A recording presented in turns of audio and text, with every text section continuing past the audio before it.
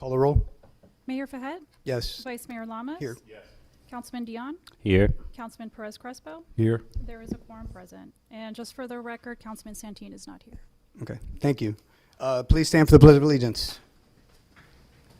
I pledge allegiance to the flag of the United States of America and to the republic for which it stands, one nation, under God, indivisible, with liberty and justice for all. Thank you. You may be seated.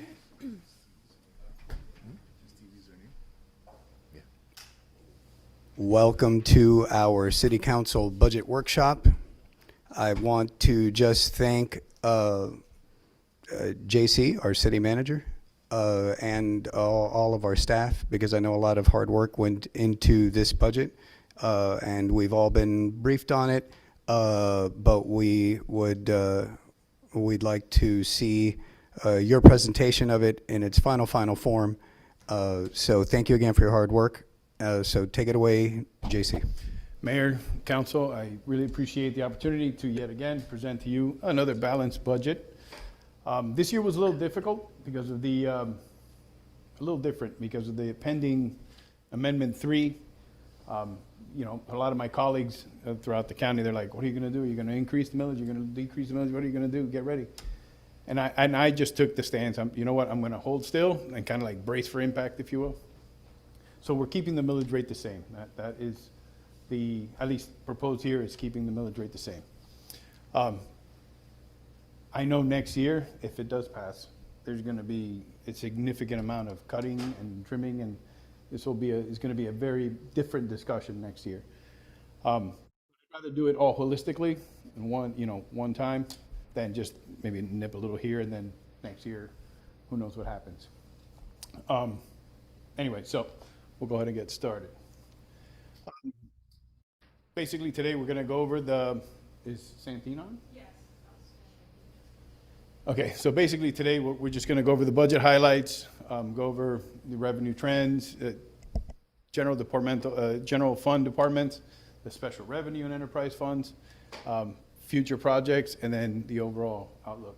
And at the end, I have a small presentation as well regarding Amendment 3 and what we can expect later on. So this year, our assessed value was a 1.996 billion. Our millage rate, as you know, we're keeping it at 6.81, and that generates $12,913,447. This budget does include a 3% COLA for general employees.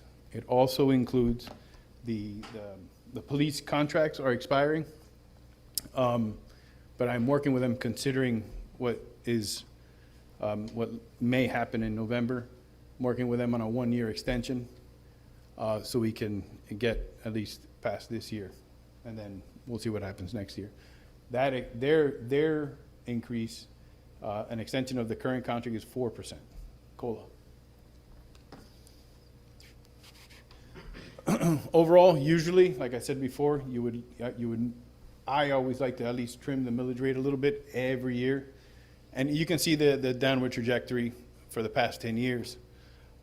It's been going down steady. Trying to do our best at always cutting wherever possible, trimming wherever possible, and keeping the millage rate as low as possible. And you'll see this downward trend, which when you look at property values, that's an upward trend, right? You want to see the opposite. One thing I will tell you about the taxable value is that I've seen it starting to level off, which is another concern of mine for next year.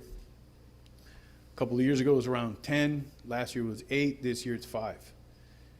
Our neighbors in Virginia Gardens had negative 5%, so it went down by 5%. Their rollback rate is higher than their existing millage rate, just so you know. So I'm afraid I'm proceeding with caution. I'm worried that next year may be a little different story for us. So we'll get into the general fund departments. Start off with you guys, mayor and council. We still have, all the full circle events, the donations to the Boys and Girl Scouts, the Optimist Club, that remains unchanged. The only difference here is basically I had a little money set aside this current year for any centennial celebrations that weren't covered by donations, just to have something. This is because I budgeted before donations started coming in, so I just needed something to kind of get us started. So that's not being budgeted next year. City clerk and passports, that's down 2.87%. Mainly there is, we're gonna, at the passport office, we're making some staffing adjustments there because we haven't been hitting the revenue marks, even though we're still trying to continue promoting it, and hopefully it picks up. But yeah, we're making some adjustments there. Then there's a public record software. We've been getting inundated with a lot of public records requests. I guess with the advent of AI, it's easier to submit. So we've been getting a large amount of them. This software helps us keep track of them, route them correctly, and fulfill them in a timely fashion. Under city manager, this one went up a bit. This one is 19.5. This was due to two personnel moves that I made. I promoted Omar, he's the new assistant city manager, and then the hiring of a new executive assistant for the for the office. Under human resources, this one went down 5.84%.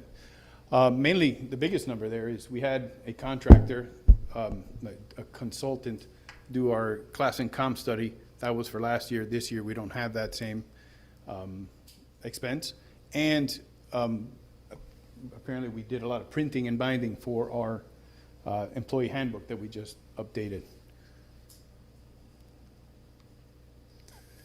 Under finance and professional services, these are actually budgetarily two different departments, although we're combining them. Under finance, that went up slightly because of our contract with our external auditors. Their fees are scheduled to go up a little bit. And then under professional services, where we had procurement, and also back in the day, we had social media person there, a PIO was there. We are now, we don't have a procurement person in-house anymore. You guys approved the contract, I think it was last meeting, with a part-time contractor consultant to do our procurement. And there you see the reflection in the budget. City attorney, as I have spoken with each of you, there's a proposed increase in their fees, which you will be considering in a future meeting. I have budgeted for it, so it's reflecting here. Under planning, I have an increase, a slight increase. It's budgeted in there. I still think we have a lot of zoning work to do along 36th Street to continue working on the 36th Street corridor and throughout the city. Regardless of what happens in November, there's still a lot of cleaning up to do in our zoning code. As you know, Sylvia recently left CGA, and they're still looking for somebody to replace her. We have somebody temporarily, but I am taking this, and I've told you guys this, but I am taking this time to explore our options to see what's out there to make sure. But I still have to have it budgeted. Under police, the police is up 12.59%. There are, 4 or 5 retirements that are coming up? Is it 4 or 5? I believe 5. There's about 5 retirements coming up. The biggest cost there is their payouts for their accruals. That's budgeted here. The rentals and leases has gone up because instead of buying cars, we are now leasing them through Enterprise.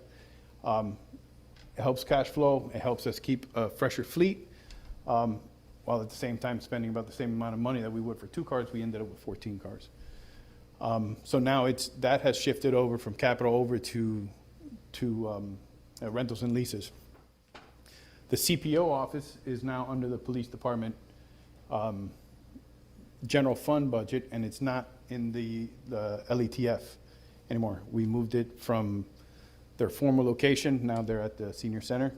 That was reflected here. And the crossing guards, in order to attract and retain some crossing guards, their pay rate was increased to $20 an hour. That's being funded through traffic citations.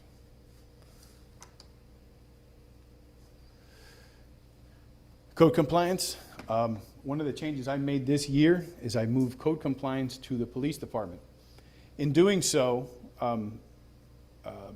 Ulysses, who was overseeing them before, a part of his salary was being charged to code enforcement, but now that it's completely under the police department, his full salary now gets charged to the building department.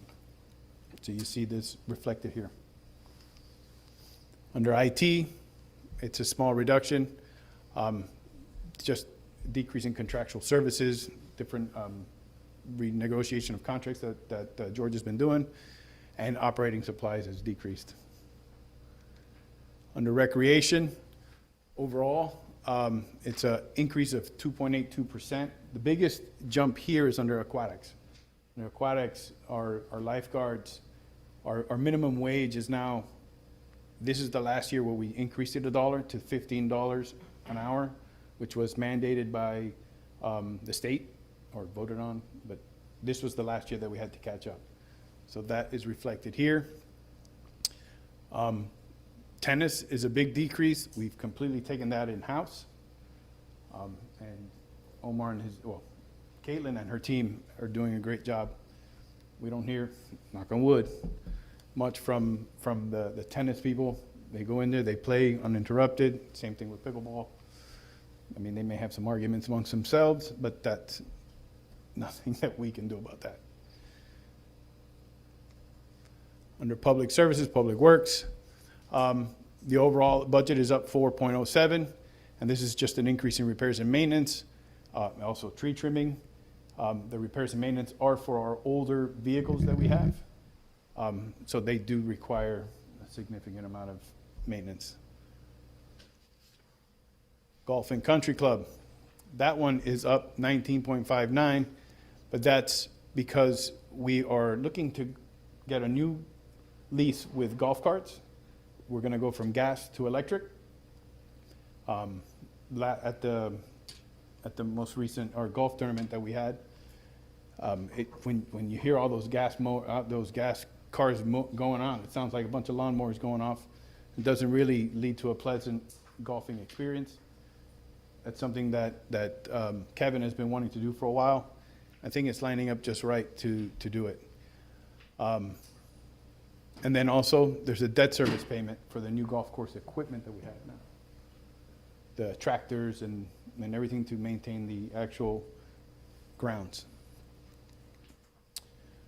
Under non-departmental and transfers, that's what we pay in debt service. We pay 1.142901. And then the transfer that we make every year to the senior center this proposed year is $375,640.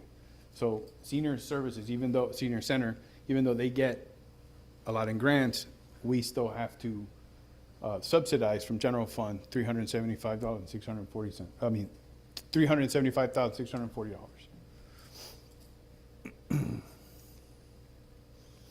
Under capital outlay, and this one, when I was talking to Councilman Santin earlier, he's like, why the difference? Why the difference? It's not like we're not going to do anything. I want to point that out, and I have another slide in the future where I will show you a lot of things that are underway right now. But here, remember, last year we had police vehicles under here. Now that has now shifted over to repairs and maintenance, so that's not there anymore. The air conditioners that we had budgeted last year, those are no longer being not budgeted here. When we complete the AC work, that should be completed in the next couple of months, then we're going to reevaluate and see when we come back to get another 3 or 4 approved. Another 5, whatever we can afford. But I will come back to you at that time, and if needed, make a request for an appropriation out of reserves to do that. Also, we're putting some money into the CIP reserve, $15,000, and then this is the 4th year of the TASER program. Senior services, as I mentioned earlier too, they had a budget decrease overall of 31.3%. And the reason there is our funding from LSP, from the state, was reduced by $400,000. Went from $750 down to $350. And then the Alliance for Aging funding is, about $2 million over 6 years. LETF, we're not budgeting, that money's just being held there right now. We're not budgeting anything to it. So this, now that the CPO office is in general fund.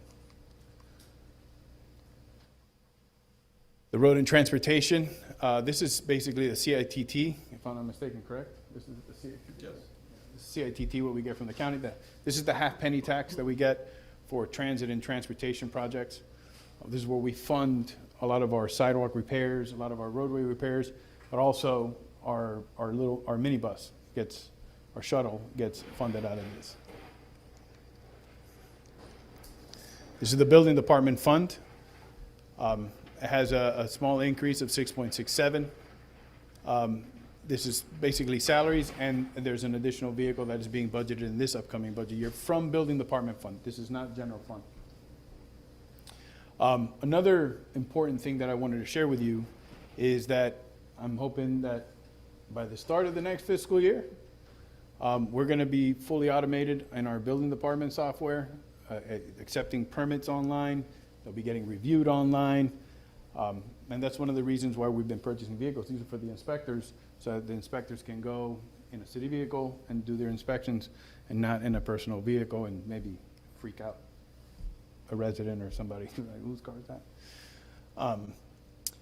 This is a long time coming. When I started here, it was a bit of a pet peeve of mine because the city, a couple years prior to me arriving, had purchased it, the software, and hadn't really, like I say, hadn't taken the Porsche out of second or third gear, and now we're doing that. So I look forward to that soon.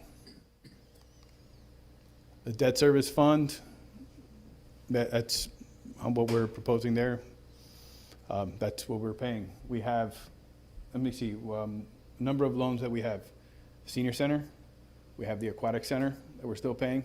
We're paying for the golf course equipment, the tractors and all that other heavy machinery.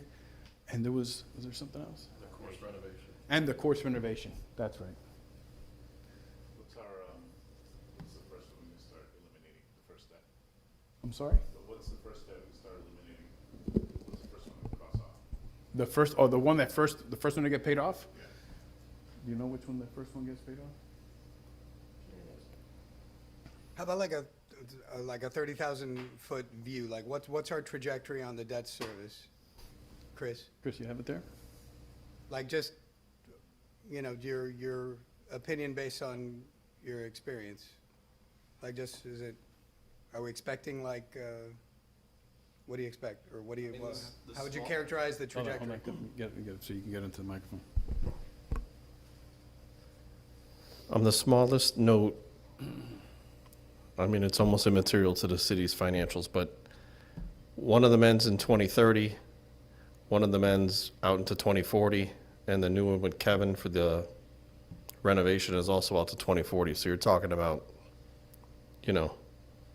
4 years on one, and the rest you're looking at 14 years out.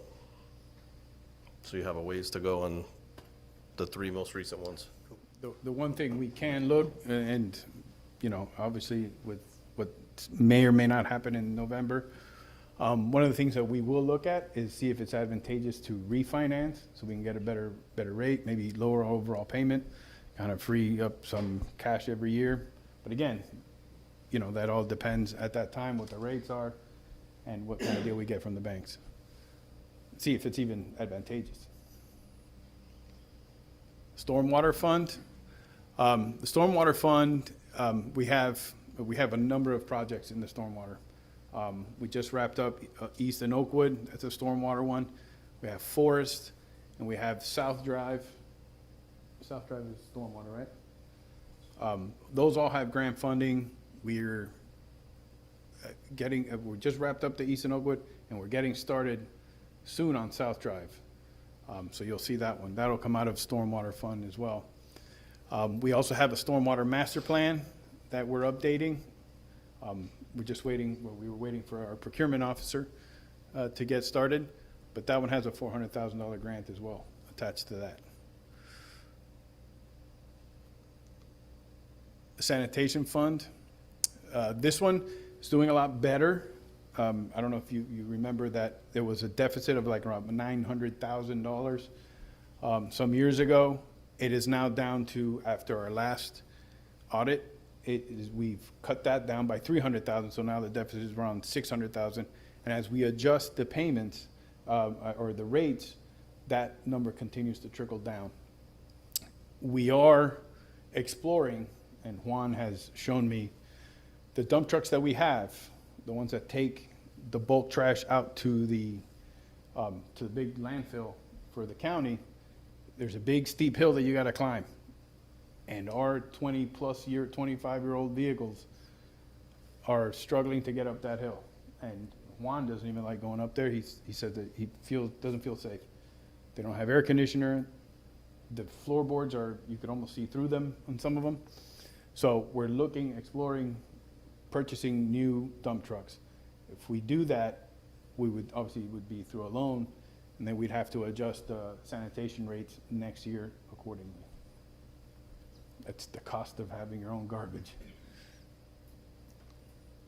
So, when I was mentioning earlier, the capital fund, it didn't show a lot here. We have a number of projects that we have received grants for. South Drive is probably the first one that's going to kick off. That's a stormwater project. We received $2 million in state appropriation. Anything above that that is not covered by grant, we would have to come out of not general fund, but this one's stormwater fund to pay the rest off. Same thing with the Forest Drive stormwater project. Whatever it doesn't cost, whatever cost it costs, and it's in excess of the $1 million grant, we gotta pay for it. Oakwood Drive and Westwood Drive, those we just literally got this last legislative session. I don't think you're gonna see those taking any action other than maybe design or planning of those. Those aren't gonna be under construction this year, I don't think. The aquatic center improvements, this is another one that I noticed a typo there. Grant is missing the T. The Omar and his team, actually when Omar was still the director, they applied for this grant. This is supposed to replace the shade structures with a nice shade structure around the pool area. The decking, the pool decking, and the marsh side of the pool is supposed to be all redone with this. So this is a matching grant, so for every dollar we get in grants, we've got a match. This is general fund dollars. And then we have Canal Street improvements. Canal Street, as you know, we received half of it so far. I've got word that their permit is now out of the county and back in our hands for 30 Canal Street. Once they get their permit, they would pay the rest of it. It's a total of $880,000. We're looking at using that money to making improvements along Canal Street, and the parking improvements there.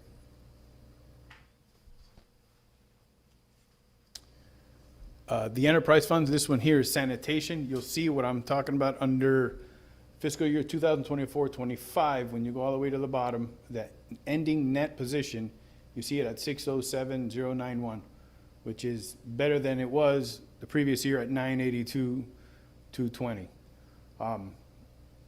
I was asking why the 607 wasn't carried to the next one. My finance director was explaining to me that the last budget it showed what the last budget was, so he has to go budget to budget. I get it, I understand.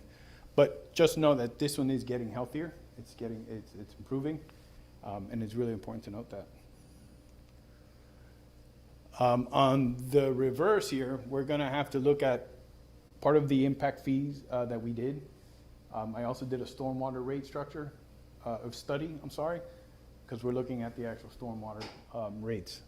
That hasn't been increased or adjusted not in my time here, and I don't remember the last time that it was increased, but those probably gonna need to be adjusted because you're seeing with all the projects that we're doing and all the maintenance that we're doing on our stormwater fund, it's showing a negative in the future. So in a future meeting when the time comes, we'll have to adjust the rates. Listen, number one on our anticipation. What's going to happen at the state level? What's going to happen in that ballot in November? Your guess is as good as mine. The property values, I just got to continue monitoring it, see where they go. I feel like they're leveling off. If we see what happened to Virginia Gardens, if that's any indication, yeah. Although they did inform me, I was talking to Mayor Dino, they do have a hotel that's coming up, going to hit online next year, so they'll be better off. But yeah, it caught them by surprise. And then continue exploring all grant opportunities, whether federal or local. So we just got to do. And if you guys want me to stop there for a little bit, if you have any questions, I can jump into HR. This is only like about 4 or 5 slides. But I have a couple of questions before Sure. we move on Sure. to that. So can you just talk to us a little bit about, you know, what the increases are, like what are the top 3 or 4 things that were the increases, you know, that are, you know, I'm assuming it's payroll is. Payroll, is the- in every organization, or in most organizations, personnel is your greatest cost. Yeah. It really is. And we're no exception.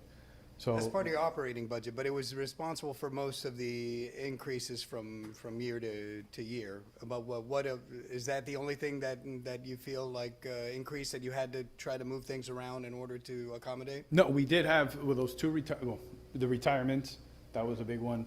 Were there anything else, Chris? I'm drawing a blank now, but that's the biggest one. I mean, I would say our debt. Oh, the debt also increased because this past year, it went up by almost 100,000. 300,000. That is because of the golf course equipment. Right.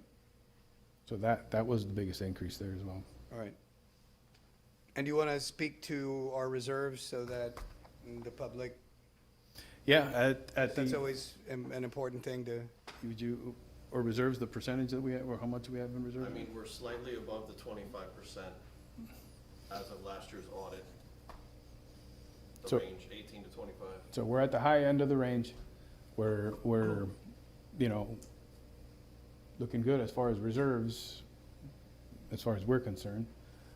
But yeah, so I'm looking at when some of these projects come up, like we've been getting grants and a lot of these grants require matches. Some of them will have to dip into the savings account to fund those. Those are one-offs. Those are good ones. We're not going to fund operations out of that. So. How much of our reserves did we use for this fiscal year?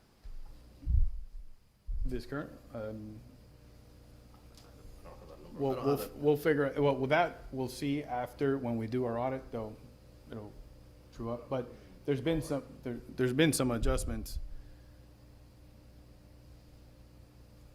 Because again, like the year, well, go ahead. I know we've used about $300,000 or $400,000 to wrap up the Oakwood project out of the approximate 7 million I had, so depending on the way the year shakes out for another year and a month and a half, we have to anticipate what else has to be closed out, transferred out. Does the senior center need more money for the next month and a half to balance that fund?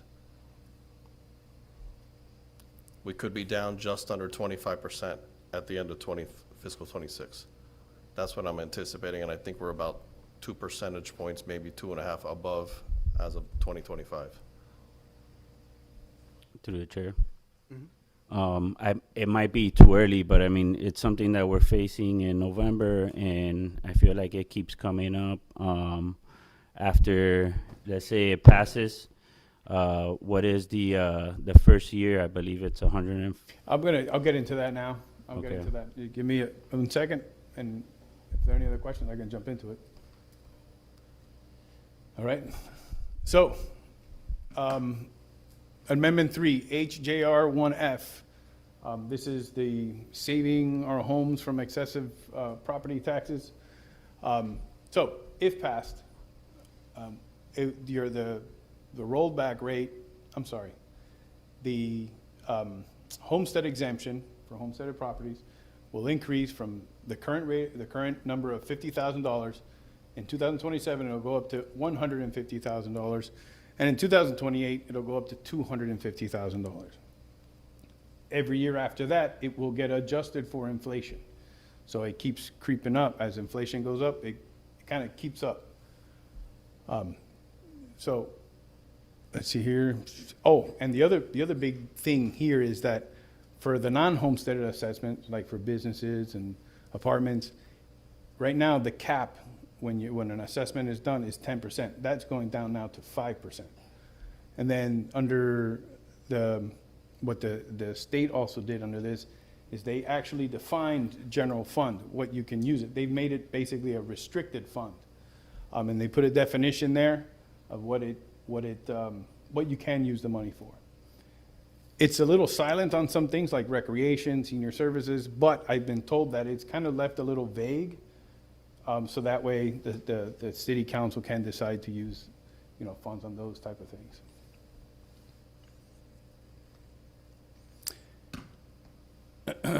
So and these numbers are from the state.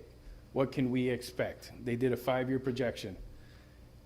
For fiscal year 2027-28, it's a $2.2 million loss or reduction in revenue. 28-29, it goes up to 4.1 million. In 29-30, 4.5, then it goes up to 5, and then it goes to 5.4. So what really concerns me is you have the first 2 years, you see that number, but then you see the effect of the inflator, the inflation or the CPI index taking effect. And it seems like, according to these numbers, which I was told that they're pretty accurate, and again, that also depends on property values, I get that. But it seems like it's going to be anywhere between a $500,000 to $400,000 cut every year thereafter. So that kind of worries me because, how can we progress? How can we take a step forward if every year we're just chipping away $400,000 or $500,000? Let's see here. So these numbers, I didn't come up with these numbers. These were from the state. Now, Miami Springs is 70% homesteaded. We're 69.3%. We're number 3 of all municipalities with the highest rate of, or highest percentage of homesteaded properties. The Amendment 3, what it does, it really, I'm not gonna say penalizes, but it really takes a toll on those that are heavily homesteaded, like Miami Springs has been by design, right? We were designed as a bedroom community and very proud of it and maintained for 100 years that way. People are proud to live here, they live here, and they are proud of that. Other cities around us, much different scenario here. I can tell you Doral, Aventura, their numbers are much less. Bal Harbor, Bay Harbor, their numbers are more on the non-homesteaded than they are on the homesteaded side. Because of the snowbirds, people have second homes, all that fun stuff. Plus, also, they have a lot of rentals and businesses. So, for us, I believe it was one of our state legislators. They told you, right? They told you to your face, saying, yeah, it's possible that a number of municipalities will cease to exist, and Miami Springs may be big enough to survive. When you look at these numbers, I don't know for how long we can. I'm not going to sugarcoat it. I'm being very blunt. The other challenge that we have, and let me go to the next one here. The other challenge that we have is I'll get to that later. I have another slide that says challenges. What the cuts will look like. Workforce reductions. I'm going to have to, with layoffs and privatization, wherever possible, I'm going to have to explore all of that. Elimination, once you lay off a number of people, then that's going to affect your events and your services. So that's going to probably take a hit as well. Anything that, everybody takes like the circle events that we have, take them for granted because they're part of the fabric of the city, of the history of the city. But each of those cost a lot of money in police overtime and public works to get things ready.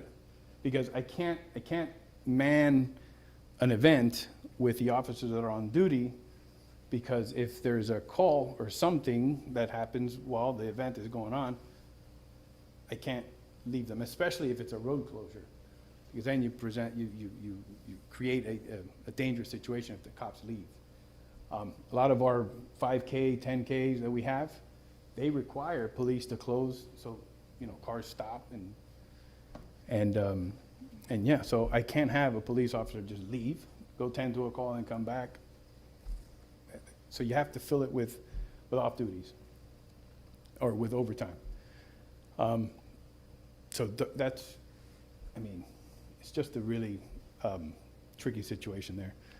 Under the city contracts, like we do all the time with our new procurement person, we got to review everything, see what is needed, what's not needed, I mean, not that it's not needed, but if we can renegotiate a lot of things, lower our cost. And then we have, you know, a lot of facilities here. We have our golf course, we have our rec center, we have the aquatic center, we have the senior center. You know, we're gonna probably have to, in order to control costs, which is basically the employees opening and closing, we may have to limit the number of days that you're gonna see some of these facilities open. Miami Shores, for example, they close their pool down September or October. Once fall hits, they close, and I don't think they open up until the end of spring or somewhere around after that. I'm not saying I want to do that. I'm saying that is on the table. So where can we What about address public safety? public safety? Where does it fall? It doesn't fall under any of those, right? Well, public safety is obviously one of the last ones that you want to touch, right? You don't want to be, oh, you're going to defund the police. But everything is on the table. It's going to get to a point where I can't cut anything else other than police. It's just If the you're cutting reality. everything else, it's going to affect everything. It's going to affect everything. And when your police department is 40% of your overall budget, how is it not? How can you not, you know, cut something from there? I give everybody my word, that would be like a last, you know, I'm not going to sacrifice people's safety, obviously, but it will come a time, especially when you see those numbers keep going up, that I'm going to be looking around and I'm going to, what else do we cut, you know? There's no plan in place for funds for police, for public safety, in other words. From the state? Yeah. No, When this, no. nothing like that. So this is a defund the police.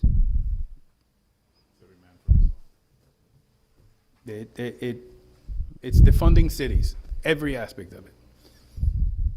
So, look, I was at a conference recently, and in that discussion, that's when the whole ballot language and the special session was going on, and the Florida League of Cities was hosting one of the sessions about this, and one of the presenters, they said it right. It's like, there is no incentive with this, right? There is no incentive to be a bedroom community. There isn't. I mean, you tell me.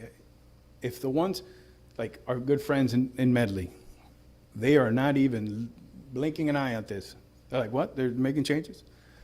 Because they're not affected. They have no residential. They have very little homestead, if any. So they're not affected at all. And other of the cities that you see, like, you know, you have Doral, you have Aventura, you have Bal Harbor, Bay Harbor, that they're lower on that list of the percentage of homesteaded to non-homesteaded. They're much lower on the homesteaded and higher on the non-homesteaded. Not every city is affected the same, unfortunately. So that's where my challenges lie. Well, I'll get to the challenge. That's the next slide, I promise you. But what are the opportunities that we have to increase revenues, right? To kind of offset that. The biggest thing and the first thing, right, is to increase the non-homesteaded properties. We have to look at that ratio, right, the 70 to 30 that we have right now, 70 homesteaded, 30 non-homesteaded, and try to even that out. We're completely built out here, so the only way to do that is annexation. That's the only way. I've been told annexation's off the table, but I do think that we owe it to our residents and to everyone here to at least ask the question again, right? I haven't had an opportunity to do that. Mayor, I think maybe you and I, I'm not going to put it if you would like to, we can approach our commissioner.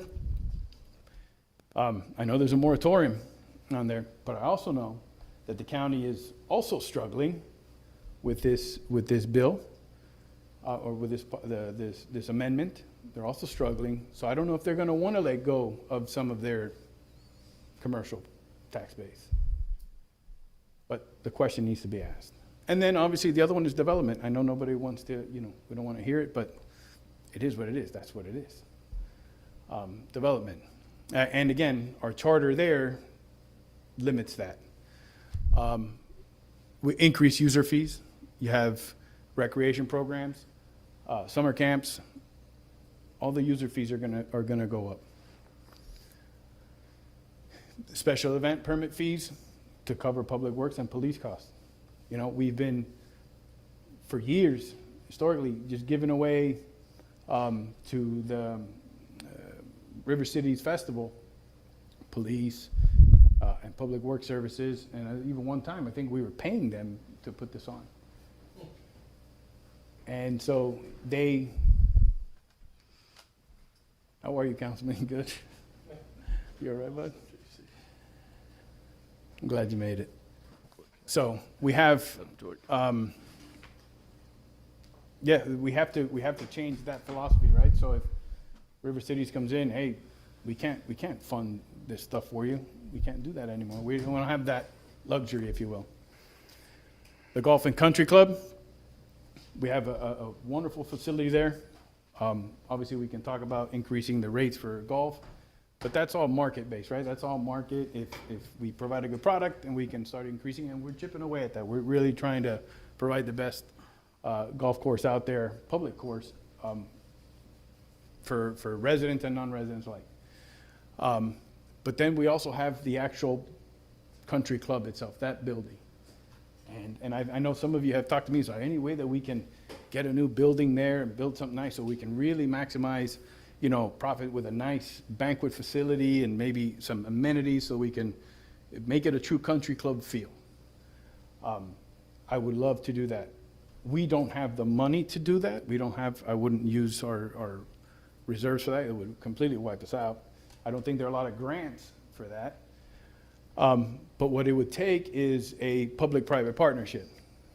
Now, our charter, if I'm not mistaken, Roger, our charter limits how long we could enter into an agreement there. Obviously, because I think in the past people were, there was a fear that it was going to be sold and it was going to be turned into apartments or whatever.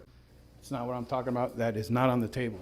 I'm just talking about the actual facility to make it a nice country club with a good amenities, that we can charge more rent, that we can make more money off of that.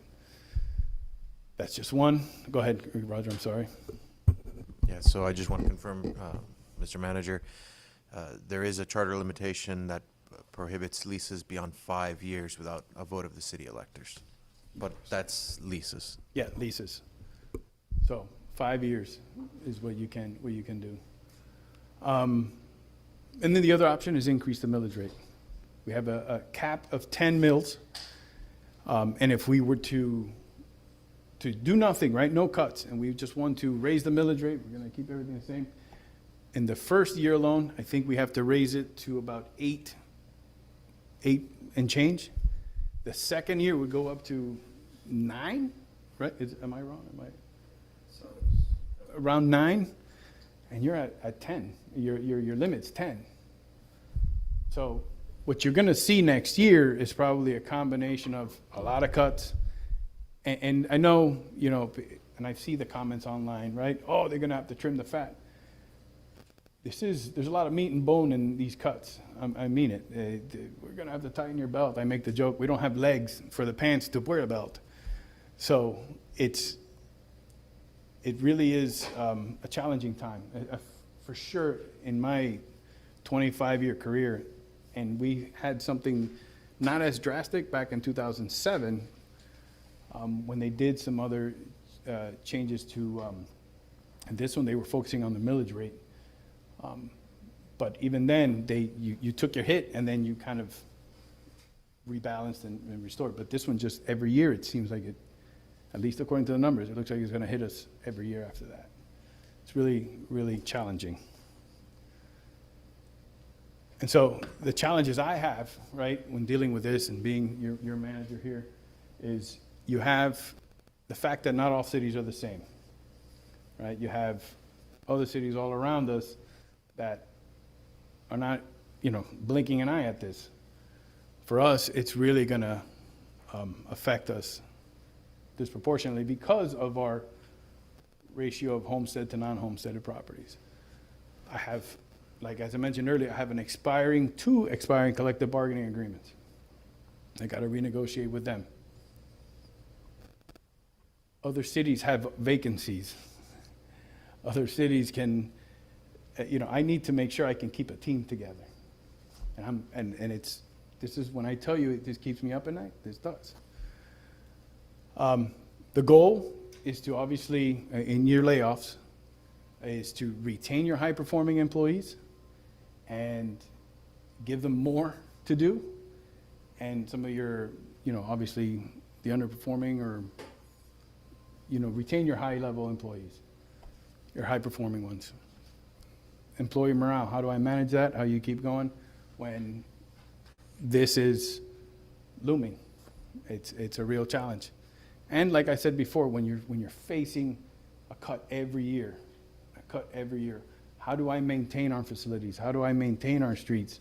How do I maintain our buildings from dilapidating or from getting, in bad condition? And so how do I keep the city moving forward? And I usually have a slide that says thank you, but Just to be crystal clear to everybody, watching from home or not fully abreast of what's going on. What happens when a city doesn't do anything, hits year 6, maxes out at 10? Still can't produce enough money to support it. That's the worst case scenario. worst case scenario, like, and I'm sure you've read the articles. What happens is, cities will go out of business, will unincorporate, dissolve. Whether or not the counties would take them back, there's a lot of question marks left, right? There's still a lot of question marks. I don't know. But if a city cannot operate, I don't have an answer for that. So I'd like to chime in. So thank you for presenting that for us. I mean, I think everybody, staff, I know that we're not the only municipality. Now, I will agree with you that this disproportionately affects us because we are a bedroom community. If you rank all 34 municipalities in Miami-Dade County, like you said, we're number 3, and it's because we have 70% homestead exemption because we're proud to be a bedroom community, and unfortunately, that means we're disproportionately affected. But every municipality is affected because it's targeting what funds municipalities. Correct. In talking with we've been seeing this coming, and this was done in a session a little later into the summer, Special and session. the sense that I get from reading the tea leaves and speaking to our representatives and paying attention to what people. So the governor himself is said that he's not really campaigning for it, and I think that property tax relief is important. I think that it's necessary. I think that new residents that buy into Miami Springs and are paying a hefty price are paying a larger or carrying a larger burden of the property taxes that are providing the same services as somebody who's been here a long time. And so a solution is necessary, but this amendment that we're all going to vote on November 3rd is, in my opinion, not the answer. And the sense that I get from talking to and reading about and listening to the legislators is that they feel like they'd like another shot at this. As a matter of fact, they've told us that if this doesn't pass, and it needs 60% in order to pass, They're coming back. this is a proposal. I give them credit for coming up with a proposal. Yeah, absolutely. right? It's not an edict. It's not a mandate. It is for us to decide.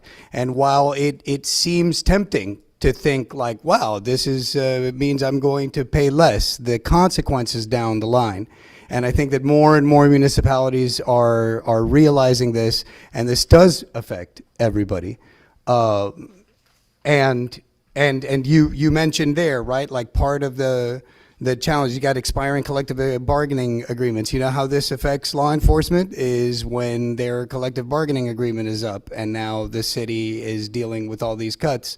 What are they gonna negotiate for? To that point, it's not that I cut, right? And I can spare the cuts from the police department, but I'm not going to go in there and give them raises every year and make that even worse. So what happens is what do they do? You know, there's openings in other cities, and then all of a sudden, it just, So, Yeah. so I want to be clear, at least from my point of view. We all pay property taxes, right? But I feel like this is a very onerous way to try to provide property tax relief. I think that there's a better way to do it, a more surgical way to do it. It's been signaled to us by legislators that if this doesn't pass, they will be coming back. You know, state government has been, really cracking down on municipalities in recent years, and we've been, there are municipalities that are in far more wasteful and throughout the state, because this is throughout the state. I don't know what rural communities in the state are going to do. I've heard counties are going to disappear. This is a really big thing, and I applaud the effort. It is a proposal. It is a proposal that will be extremely onerous, and it's not even done. I don't want to say that it's not nuanced, but they're very, very drastic changes, and I think that everybody. You spoke about annexation, right? That was a way to. Outside of development, try to increase your tax base to offset the fact that we like to be a bedroom community.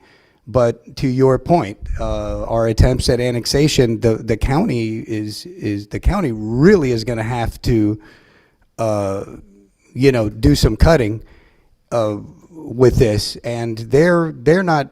It wouldn't be wise for them to give away their revenue producing properties as part of an annexation. And to be quite honest with you, those of you that have been keeping score the last 20 years, the people in the annexed areas that we were trying to annex didn't really want to be annexed, because their millage rate would have gone far more than had they been annexed by somebody else or just left alone as unincorporated. I really feel like we're limited in terms of how, like, you can only cut so much. And then, the tempting effect of like paying less in taxes, if it means that, because I get letters every time like, hey, why are you, why are you cutting this at the senior center? Why are you doing that? Like, people want their services, and we've become accustomed to that. And I think that more and more people are going to realize that as we get closer to November 3rd. Again, the sense I get from legislators is that they want a second crack at this, and they will come up with something better, and I trust that they will, but this ain't it, as far as I'm concerned. Yeah, I do want to echo what you just said. I agree 100%. Something needs to be done. My wife and I just bought a house last year. So we're on the higher end of the tax bill in the neighborhood. So I completely understand, and it's not fair. But it's not fair because of, trying to fix it throughout the years. Oh, we're going to try to fix it. And it's just been shifting to either the later home buyers or non-residential or non-homesteaded. So it's all been a tax shift. And I fear that this is going to be the same thing. But I believe that at the last minute it was done hastily to not because they weren't well intentioned, but because we were up against it, because Yeah. it was going to be The goal was to get something for November. Again, it's that is the proposal that they came up with. But it doesn't mean that it's the only proposal, and it doesn't mean that we can't have a better proposal that achieves property tax relief. But this is going to be incredibly impactful and burdensome for all municipalities, and particularly those that are bedroom communities like ours. So, yeah, I appreciate your concern, and we hope that I think that people will find that more and more people will start to hear. This is going to affect the entire state. This isn't just going to It's not- affect it's- the yeah, bedroom communities. This is affecting everybody, and it's going to, it's going to affect public safety. It's going to affect services. It's going to affect a great deal. And I'm hoping that that word gets out so that they could bring us something a little more reasonable. Through the chair. Yes, sir. Could you address, because I think that there's some mixed messaging going on, and the state speaks about the $65 billion reserve, I believe, right? That we have more money than we should in the state, and next year is gonna be $80 billion. Oh, the surplus or the state surplus? Yeah, can Okay. you speak a little bit about that? Because maybe. I know about as much as you. I read the article today So- that their forecasters are the same group that. I think the Economists. mixed messaging is since they speak about a surplus for the state, that has nothing to do with the way that we fund our police, the way we pick up our garbage, the way Doesn't. So the question is, with such a great surplus, why are we worried about how are we going to pay for our stuff, right? Why is the state putting us in this situation? And I think it's really sad that we live in a time in a great town. We're selling properties here for $2.5 million, and we're concerned about how we're going to pick up the garbage, how we're going to pay for our police. And, personally, Miami Springs is my home, and in my house, I can't hire people to come to my house and expect them to work for a quarter of the budget. Like, that makes no sense whatsoever, Super grateful to all you guys, to the city employees and all the departments for putting in the effort and working hard, especially in these times. We have educated people with a lot of experience working their butts off on a daily basis here in the city. And you guys are coming into work with this concern of what's going to happen next year, what's going to happen tomorrow.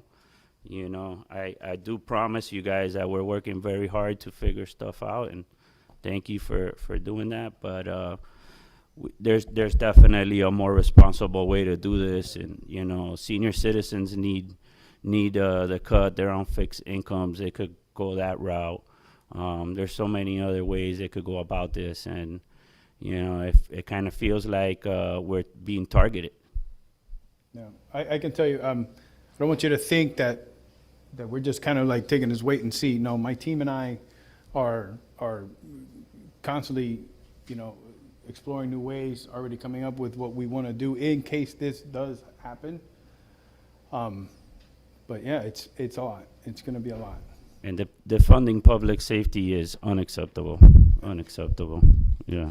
And so, yeah, Miami Springs, if it does pass, I fear that it's going to look and feel a lot different in the future, which is one of the things that has it just absolutely I'm absolutely marveled at is the sense of community that you have here, that we have here, that this all the events that we have. It just doesn't happen for nothing, right? It doesn't happen for free. I mean, it's not even that.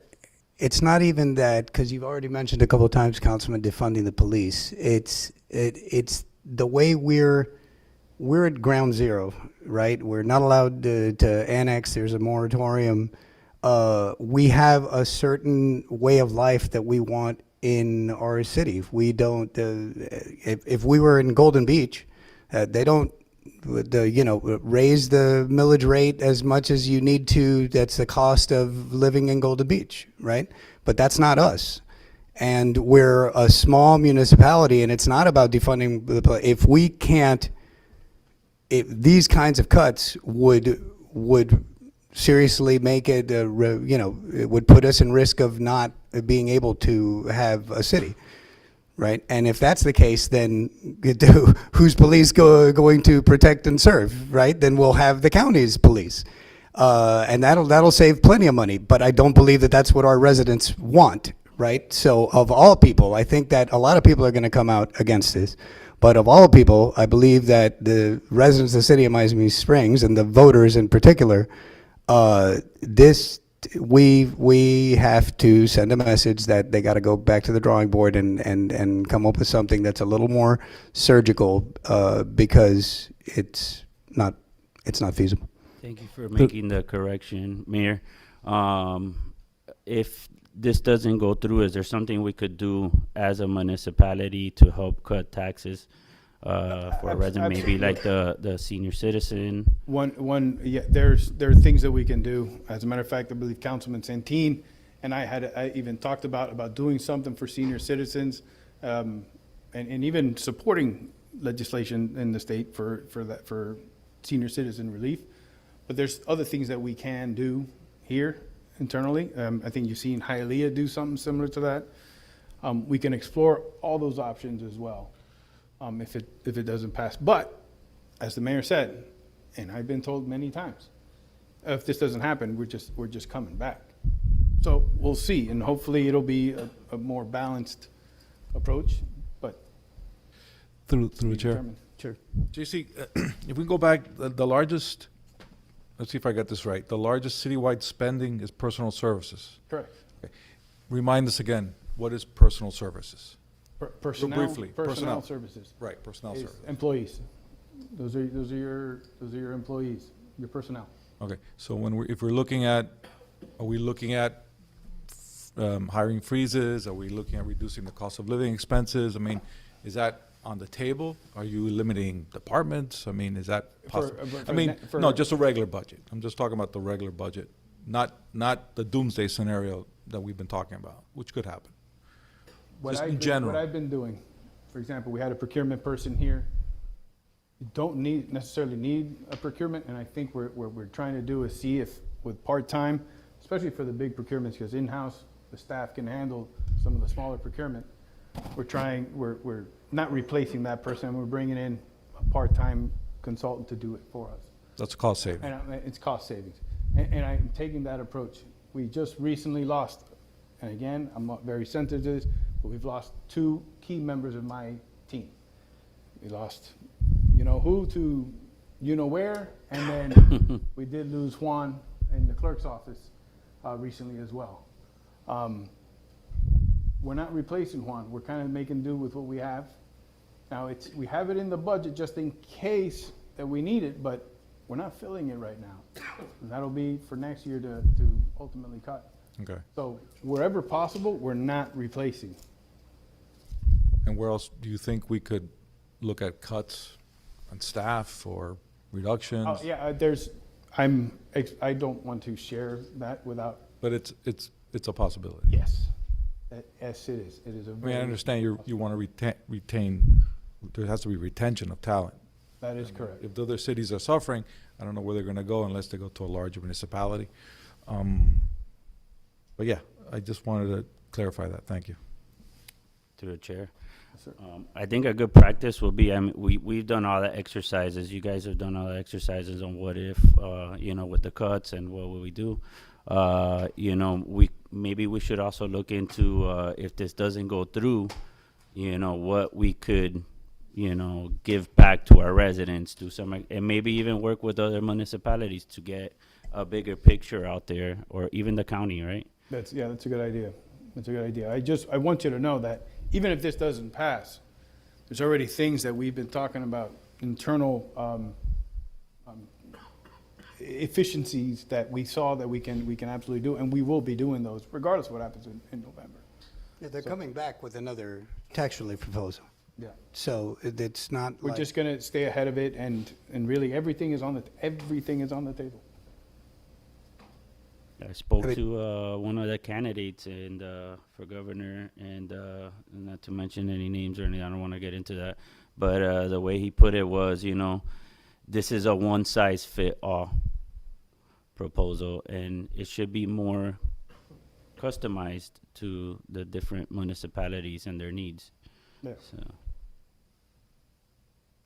Through the chair, would we, okay, we're talking about scenarios. Does this mean we would have to go to Tallahassee, should this thing pass in November, year after year, asking them for funding? That was one of the original discussions, that they're gonna have some pot of money that we can go up there, hat in hand. But that wasn't part of But the that's final not part proposal. of this amendment. That's not. There is no fund, there is nothing that we can go up and ask to, no, there isn't any of that. Through the chair, I also just want to mention, my office, obviously, Weiss Serota has been instrumental in at least getting the ballot question on the property tax reform rewritten. It was found to be basically political advertising, so at least it's fair now. So that doesn't, that does change The the ballot calculus. language, The it ballot doesn't language. affect the actual. Right. But, right, just the ballot language, it's more fair, it's more transparent, it's actually upfront. But as part of that, of course, my team in the municipal division, that's me, Chad, Heidi, everyone in the municipal division of Weiss Serota, has been looking at various revenue sources that could be available. They're not always the best, ways to do things necessarily, when compared to like a property tax, just ad valorem revenues. But we are looking at other methods as well, without having to go to Tallahassee, that may be able to at least cushion some of these things. So just keep that on the radar, that my firm is absolutely being proactive in looking for potential solutions in the future. thank you, Roger. And my concern with that is, what does that do to morale with you guys? I want to have the best people working in Miami Springs, the best police, city managers, city clerks, why would the best want to work with us, or anyone, small municipality that's going through the same? Yeah. That's gonna be the challenge, right? That will be the challenge. But we'll deal with it as, we'll have to roll with the punches, as they say. Any other comments? I'm glad you made it, honestly. Look, I went through the budget trying to understand more of the bigger picture than small item cuts. Because at the end of the day, forget all the talk about the future. How we stand today and how we're gonna move forward to get better. My main concern obviously is just understanding a lot of our operational costs. What's recurring, it's a one-time charge, what's being deferred for next year. Yeah. And seeing how we can, sustain those levels that are, make it feasible Yeah. of deciding to just, Yeah. so, we're not gonna go through it today with the line items and more department. No, well, I went through that whole thing now, and Just the recurring cost is something that obviously we incur all the time. yeah. And it only gets worse, so, we start at $1.86 billion down, and out of that, recurring is a 1.4, well, make sure we start with 1.4. Right. Right. So, I just think we gotta worry about what's happening around us with this 5-year, projection. The projection. But I think more than anything, we gotta see where we stand today and how we can, If this wasn't on the horizon, I wouldn't be worried. Obviously, our tax base is limited by design, right? As far as development, all that stuff. But I wouldn't be like as worried as I am right now. Obviously, when you see other cities and their massive development, but that changes the character of the community. But if this wasn't on the horizon, this Amendment 3, I really wouldn't be worried. I would, we'd just be focusing on providing the best services, looking at where we can cut and save, because every year, since I've been here, I've tried to lower the millage rate, and that's my mission. Everybody gets mad at me, oh, why'd you lower it this year? It's just my personal belief of mine. It's a personal belief of mine. If I can cut, I will cut. But yeah, this thing looming has really put a cloud over And it's, this budget. JC, I'm sorry. I was going to say that over the last 2-3 years, the state, whatever the Office of Accountability that was we were municipalities have been asked to Doge. right, yeah. I mean, if that's the brand name of it, but. We've been having to submit, reports about, municipalities have been questioned about their millage rate and whether it's been going up. Like our budgets have been, for the last couple of years, scrutinized, and it's great, right? In some ways, because they have found municipalities that that have had to Great point. find deficiencies. But do you just speak to that, since it seems like it? That's a great point, because to the state's defense, right? In the state's defense, there are cities that have been found to, what are you spending this money on? Or in counties. Right. If you're a junkie like me, right, and I ended up watching the Senate hearing and the Senate discussion when they voted on it, and the House discussion. If you watch the Senate discussion, they were very Miami heavy, and some of their criticisms in particular, I'm not going to say who it was, but it was pretty heavy. There were attacks, basically. But some of the things that they point out, you're like, yeah, I get it. I understand why. That's why you guys are talking about this. Unfortunately, it's like they're throwing the baby out with the bathwater. Right. So not every municipality, and I would say most municipalities are doing it well for their city, for their citizens, right, for their residents. It's the way their residents want their city to be, the services and the facilities that they want. So yeah, to your point, I mean, there are some negative, some examples that they were giving that, yeah, it left your head scratching, like, okay, yeah, geez, that shouldn't have happened. I don't know who thought about that, but it's crazy. The state has been scrutinizing the municipalities It more. has been scrutinizing municipalities from Jacksonville all the way down. Right. And you see some reports, especially when the governor started his, and literally it's called DOGE, the Department of Government Efficiency. They were sending out questionnaires. You need to fill this out and turn it in within 2 days. Tell me about your financing. We had to. I mean, it was driving. I Chris remember nuts. we were getting them. So it's, And sending them back, and then they would follow up questions. You send them back, and if you were good, you wouldn't hear anything. If you were bad, you would hear something. and everybody would hear about it. Everybody would hear about it in the report. Right. That's great, and I'm all about checks and balances. I think it's important. One thing that, and going back to the balance, the budget, is one thing we can't argue is how we've cut, we've cut all over in as many places as possible. And I appreciate you still trying to find ways to use what we do have and looking forward to continue to make the community better. But they shouldn't punish all of us because a couple bad apples or maybe more. I would welcome anybody to come down, talk to us, take you around where we spend money.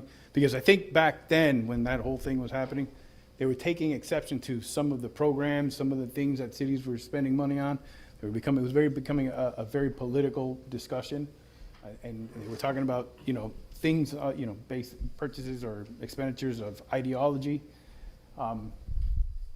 Miami Springs doesn't have that. We don't. I guess we give money to the Boy Scouts every now and then. We give money to the Rotary. We partner up with our civic groups. It's a $34 million operating budget. Yes. I mean, and can you go back to the slide about what the go back to the slide that showed what the percentage decreases would be over the first 3 years of the rollout? This one right here? That one. You're talking about what the percentage of our operating budget that is to take that, how do you expect, it's not like we're this, bloated bureaucracy that's, Our general fund budget, just so you know, is $13 million. So if we subtract, $5 million out of 13, I mean, and the police is. how can you do that? How much of the percentage of police on, it's, Oh yeah, our police is 40%. yeah, police is 40% of that. through the chair. JC, you started your presentation about the assessed property values, so forget Amendment 3. Mhm. You had a concern about, you said something that you thought, or you saw that it was It seem- plateauing. It seems like property values are plateauing. Actually, Councilman Santeen might be able to, he's an appraiser, so. But it looks like it's leveling off from what I've been able to see, to the point that, like I said, our neighbors, Virginia Gardens, they went down 5%. They're instead of a regular increase, they're negative 5%. Okay. Go up as soon as those hotels are finished. That's what he told me. Just from one year to the other, it's a change in the commercial property. But his rollback rate was higher than the existing, so it was like a roll forward, a roll up rate, just to get back to even. Yeah, but if you talk to Spencer, if you talk to anybody, then nobody here feels like they're on easy street. No, he's not, absolutely not. I had a conversation with him the other day, and he's. Everybody's panicking about this. A It's lot not, of people are, you know, a lot of people are panicking. too much. Go ahead. Chair, I think I heard Councilman Morales bring it up, I didn't quite get a hold of any reference to the reserves. I did see some stuff here that I, wonder if it was being deferred, especially capital spending, and obviously. No, I'll for your benefit, I'll go. I know it's being deferred, does that mean it's in the reserves? No, I've got some capital projects up here that we are currently working on, all right? Just so you know, that what was budgeted last year in capital, one of the biggest shifts in capital, we had police vehicles, 2 police vehicles at 114,000, or I think it was 140,000. But since we went to enterprise and we're leasing our vehicles now, that is no longer a capital item. It is now under rentals and leases. Okay? What else did we have? We had the air conditioning at the rec center. We haven't even started yet. We just awarded that. That's 5 air conditioners. Once we get those up and running and we see how we are, we continue on to the next couple, and we'll see how we are. And I'll come to you guys at that moment and say, hey, I want a budget amendment to do these X amount, whatever the number is, of air conditioners, so we can keep doing it. I don't see any deferred maintenance here. I'm just, if there's something that needs to come up, I will come to you guys. A lot of them are stormwater, so they'll come out of the stormwater reserves. And some of them, they may not be ready for this fiscal year, because up there, you have the Westward Drive roadway and Oakwood. Those haven't even begun design or anything. We just literally, we're negotiating, or the state is giving us the contract now. We have to bring it to you guys to execute, and then we gotta go through planning and design, all that fun stuff. So that's, for next fiscal year, that's not even gonna be there. To the chair, on the stormwater, Mhm. that's something that we, we collecting enough fee for, Our stormwater fees, no, as part of our impact fee study, which is another thing that we're doing, we're taking action on, we're gonna have impact fees, hopefully, the next meeting. But as part of that, I also commissioned a rate study. So that rate study is you're gonna use that for next year to determine what we have to set the rate at. Because right now, when I was going over the budget, it was showing that the rates needed to be adjusted coming up. And I don't know when the last time they were adjusted. All right? Any other comments? All right, so our next, say it again? I just want to say, working for the city of Miami Springs has been, or is, and has been, because I don't want to make it sound I'm leaving or anything, is the greatest honor that I've had in my professional career. This is the best city by far. And I just want to make sure, and I told Maria Mitchell when I said, I want to protect this city, I want to keep it Miami Springs. And I promise you that I'm going to continue to do that every step of the way. I just wish the state wasn't playing offense against me. But it is what it is. We'll deal with it, roll with the punches. JC. We'll try to get the word out to voters so that we can take another crack at it. Okay. So if there's no other comments, tell us next steps then. We'll be Next step, voting the to next approve step- this budget? Yeah, the next step are the two budget hearings that we have.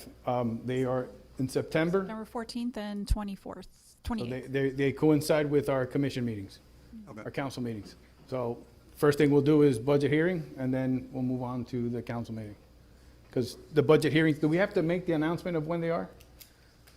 Do we have to announce them?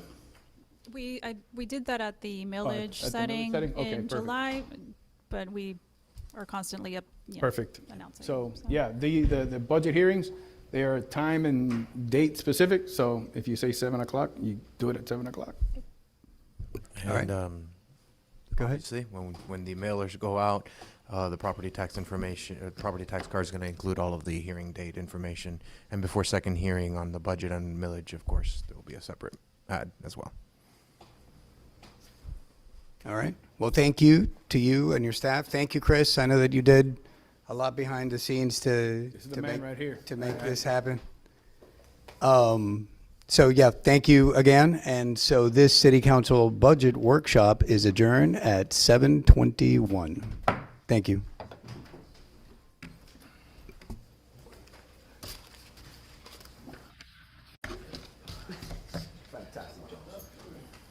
Well done.